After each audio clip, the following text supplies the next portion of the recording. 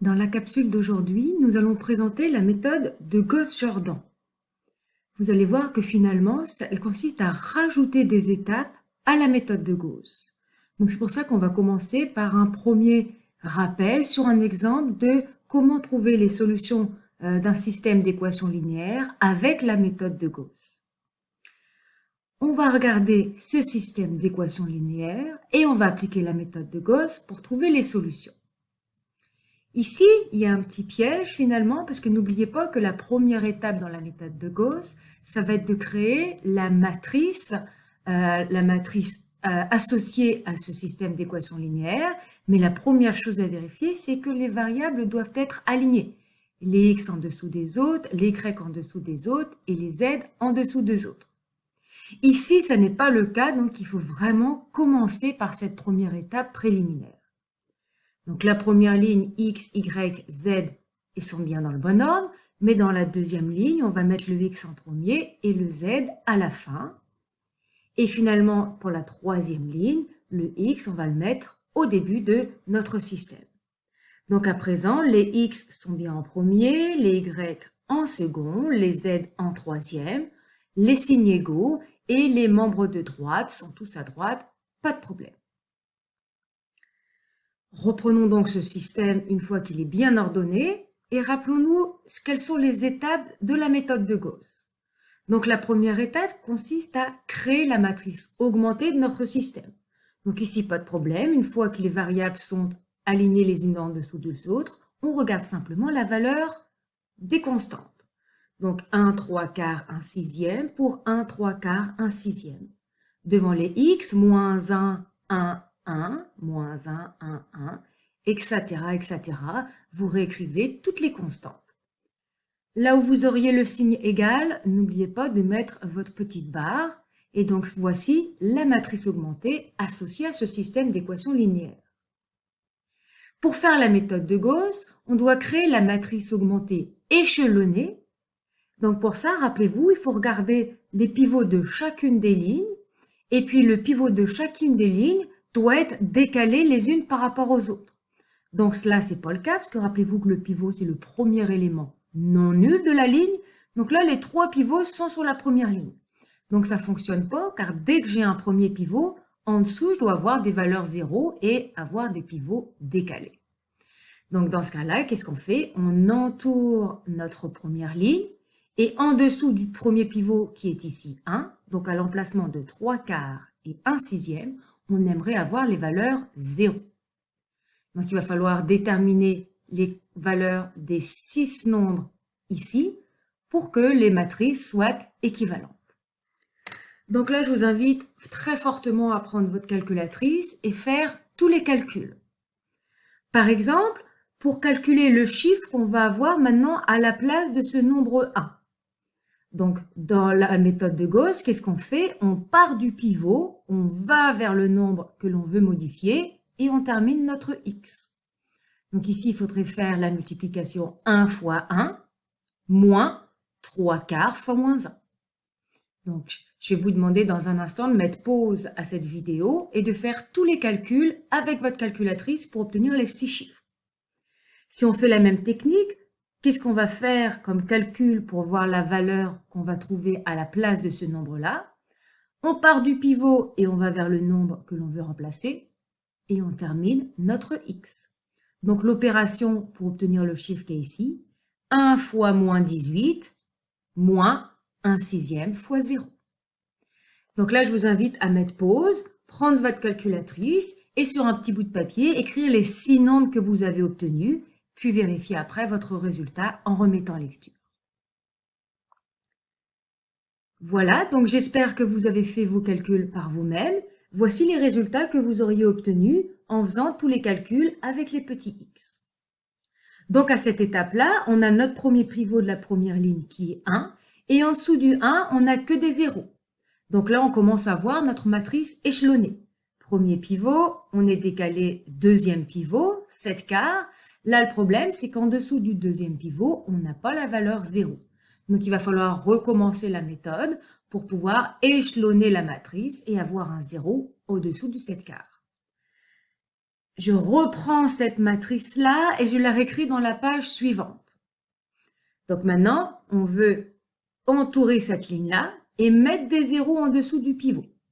Donc c'est ce que je présente avec l'encadrement et la barre. Donc en dessous du 7 quarts, à la place du 7 sixième, je vais vouloir mettre un 0 pour pouvoir échelonner ma matrice. De nouveau, on va voir deux nombres à calculer pour voir dans notre nouvelle matrice. Quel est le chiffre qui va remplacer la valeur qui est ici? Donc maintenant, mon pivot, c'est 7 quarts. Donc je pars du pivot vers le nombre que je veux remplacer. 7 quarts fois moins 10 tiers. Je termine mon x, moins 7 sixièmes fois moins 1 demi. Là encore, je vous invite à mettre pause pour faire votre calcul. De même pour le dernier chiffre. Donc, qu'est-ce que vous allez taper à la calculatrice pour obtenir le chiffre qui va remplacer moins 18? On part du pivot 7 quarts multiplié par le nombre qu'on veut remplacer, moins 18. Et on termine notre x, moins 7 sixièmes fois moins 9. Mettez pause et faites ce calcul avec votre calculatrice.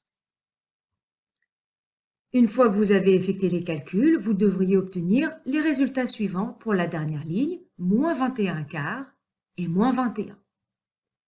Maintenant, regardons notre matrice. Donc la matrice augmentée de tout à l'heure, on l'a changée en deux étapes. On a le premier pivot 1, ensuite le deuxième pivot 7 quarts qui est bien décalé par rapport au premier, et le troisième pivot moins 21 quarts qui est aussi décalé par rapport au précédent. On vient donc de construire notre matrice échelonnée. Donc, on s'arrête à cette étape-là sur les matrices. Et maintenant, on va chercher la solution de ce système par la méthode de la substitution inversée. Donc, on repart en bas de notre matrice et on va remonter ligne après ligne. Qu'est-ce que ça veut dire, la dernière ligne?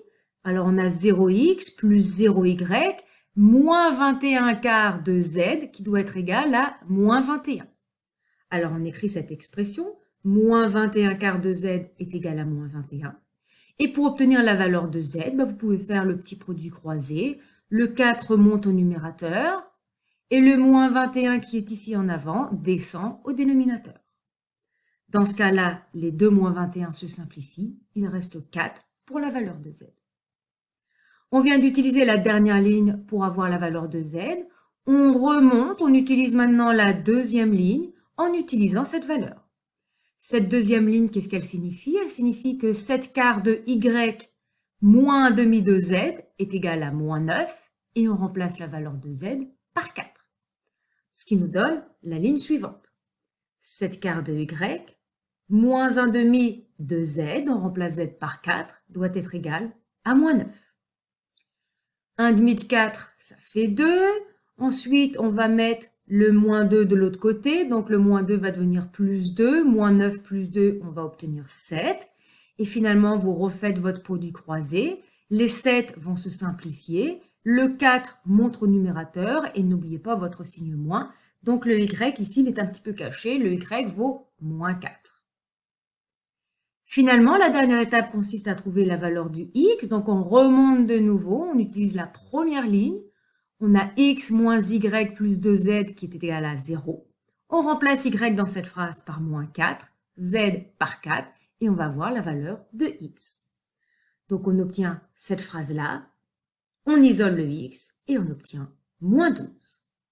Donc ici, la solution du système d'équations linéaires qu'on avait au départ, c'est donné par x, y, z qui vaut le point moins 12, moins 4, 4. Donc voilà la méthode de Gauss. Donc à partir de la méthode de Gauss, je vous rappelle, on a un système d'équations linéaires, on écrit sa matrice augmentée. La matrice augmentée, on va l'échelonner de telle manière à ce que le pivot de chaque ligne soit décalé par rapport à la ligne précédente. Donc maintenant, on aimerait aborder la méthode de Gauss-Jordan. Finalement, la méthode de Gauss-Jordan, ça va être exactement les mêmes techniques de calcul, on va juste rajouter quelques étapes supplémentaires. Les étapes supplémentaires, en quoi elles consistent? Eh bien, la matrice augmentée de départ, on ne veut pas non seulement qu'elle soit échelonnée, mais on veut que toutes les valeurs en dehors des pivots soient tous égaux exactement à 0. Donc, pas seulement en dessous des pivots, mais aussi au-dessus de chacun des pivots.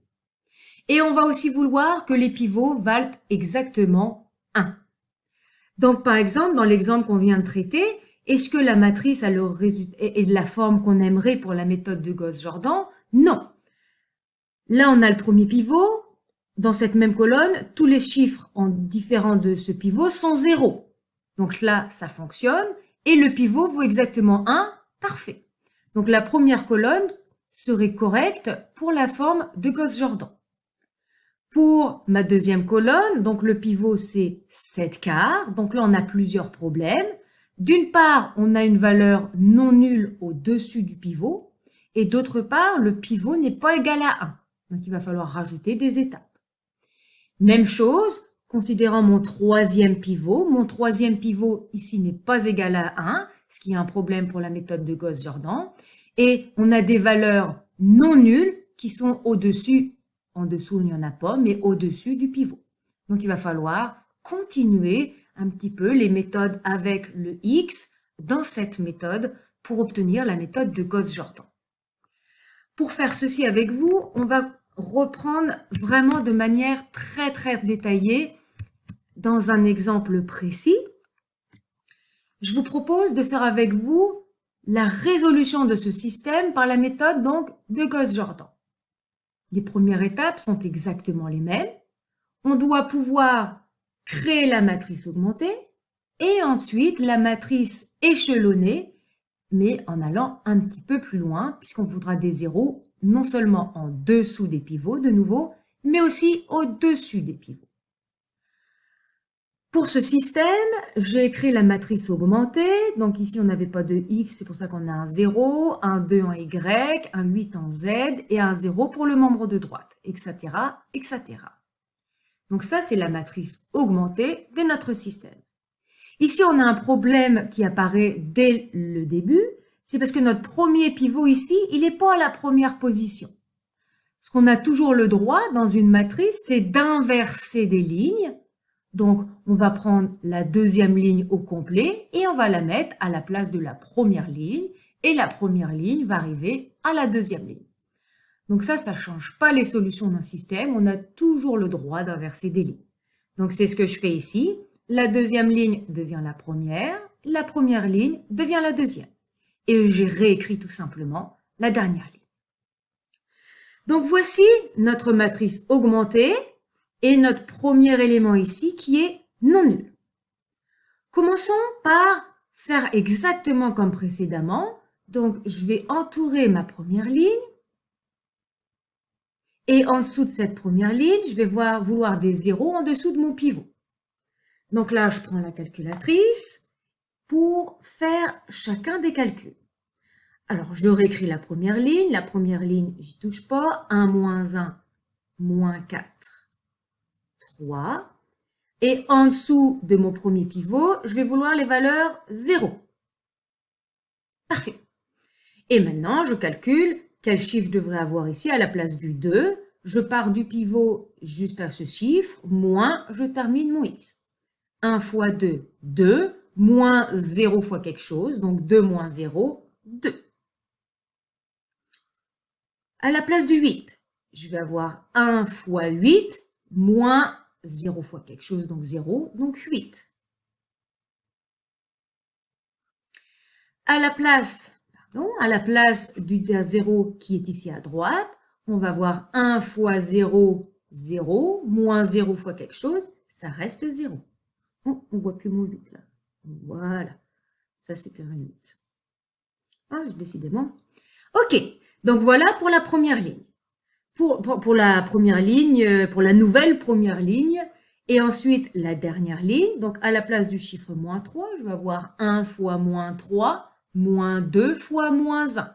Moins, ça va faire plus, donc moins 3 plus 2, moins 1. À la place du 4, 1 fois 4, moins 2 fois moins 4, moins plus, donc 4 plus 8, 4 plus 8, 12. Finalement, à la place du 14, 1 fois 14 moins 3 fois 2, donc 14 moins 6, ça me fait 8. Voilà, donc pour l'instant, la méthode, c'est exactement la même que celle de la méthode de Gauss. Quelle est la prochaine étape? Donc maintenant, mon nouveau pivot, ça va être 2. Donc pour la méthode de Gauss, j'avais simplement à mettre un 0 en dessous. Pour la méthode de Gauss-Jordan, à partir du pivot, que ce soit en dessous ou au-dessus, je vais vouloir mettre la valeur 0. Donc c'est pour ça qu'on fait la méthode de Gauss en rajoutant des étapes. Ça commence de toute façon de la même manière. Donc pour commencer de la même manière, j'entoure la ligne avec mon nouveau pivot, qui est ici 2. Et maintenant, je vais vouloir mettre des zéros au-dessus et au-dessous.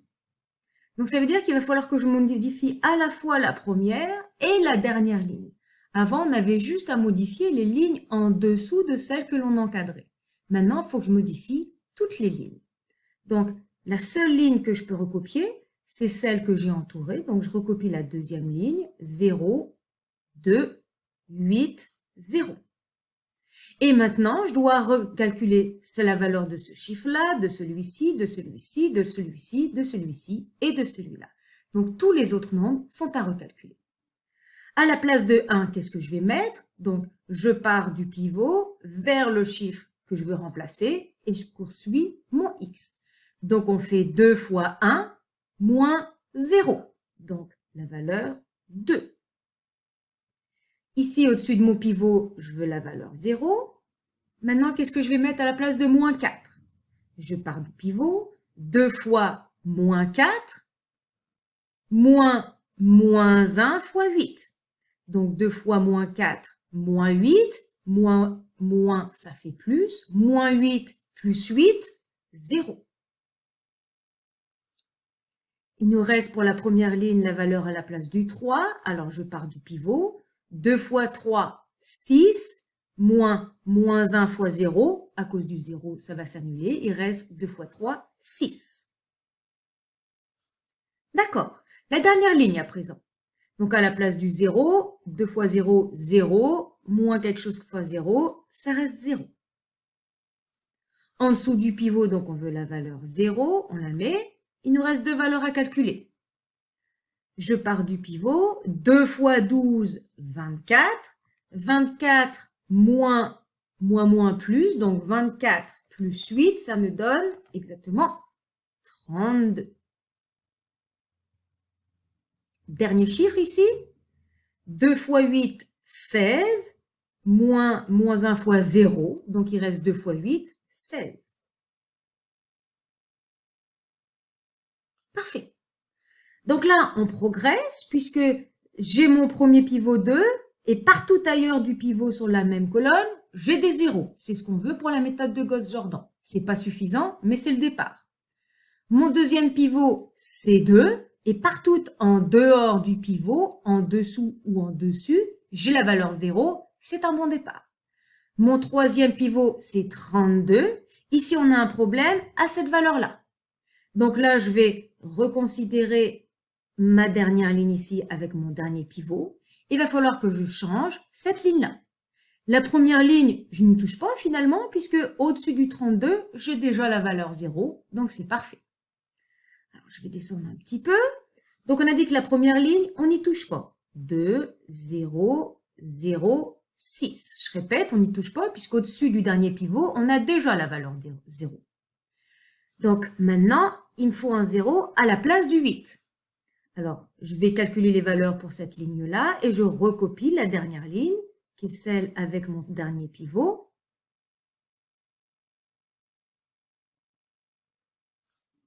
Donc, je prépare ma matrice. Au-dessus du pivot 32, je mets la valeur de 0. Et finalement, il me reste à recalculer les trois valeurs ici et là.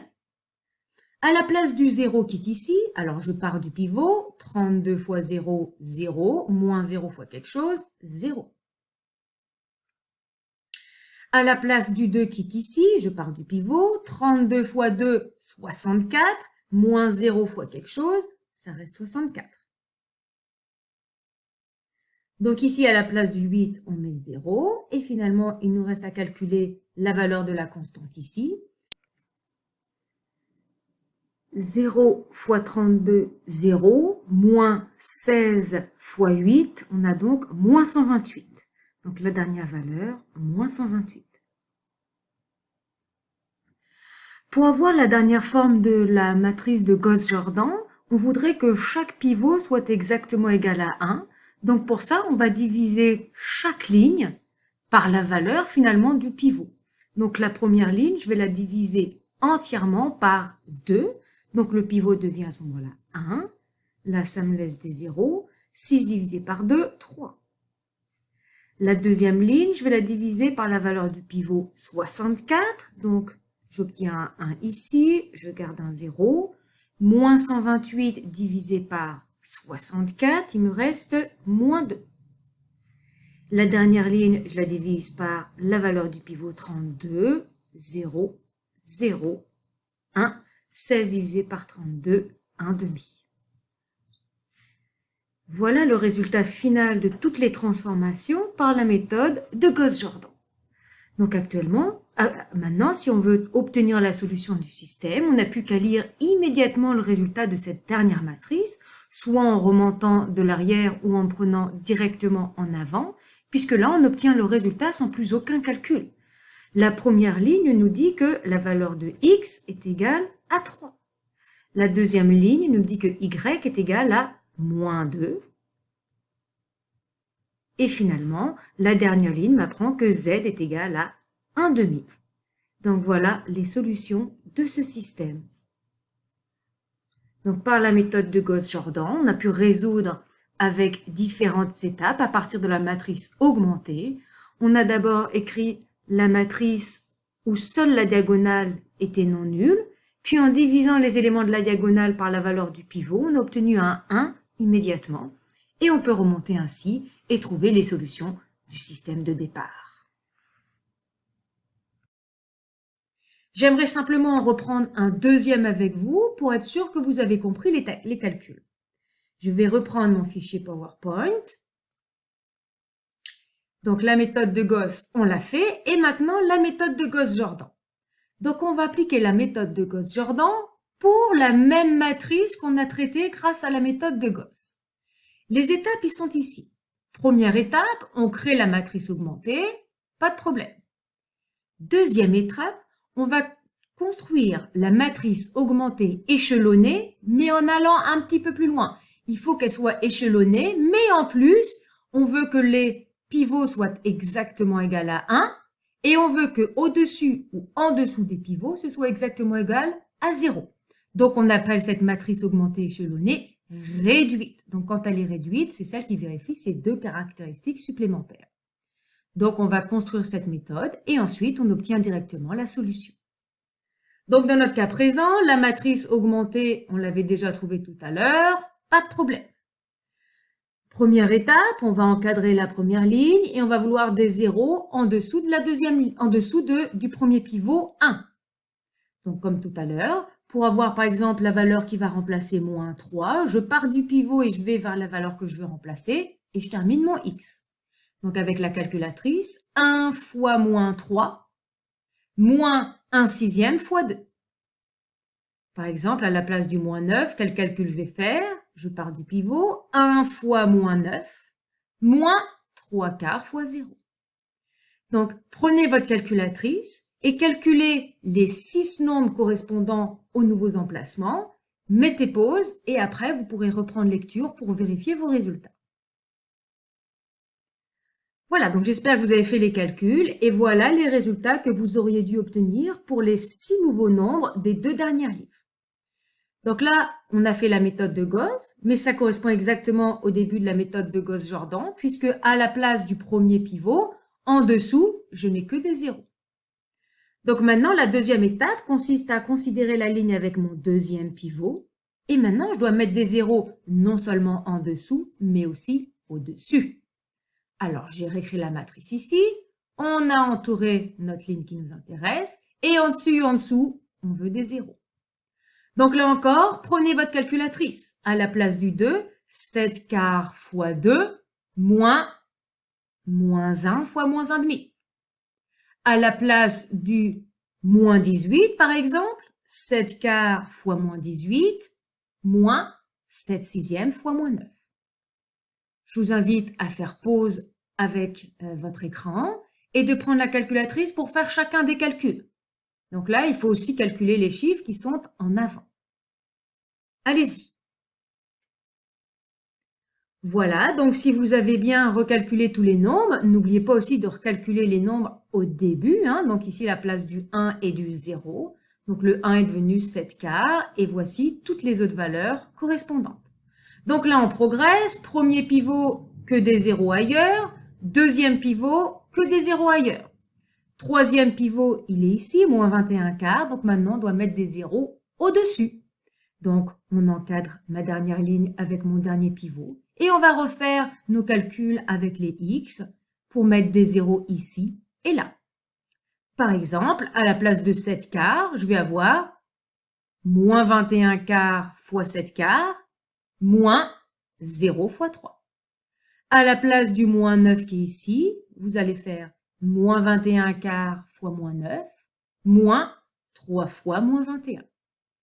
Vous avez l'habitude, mettez pause s'il vous plaît à cette vidéo, puis faites tous vos calculs. Donc recalculez tous les chiffres des deux premières lignes.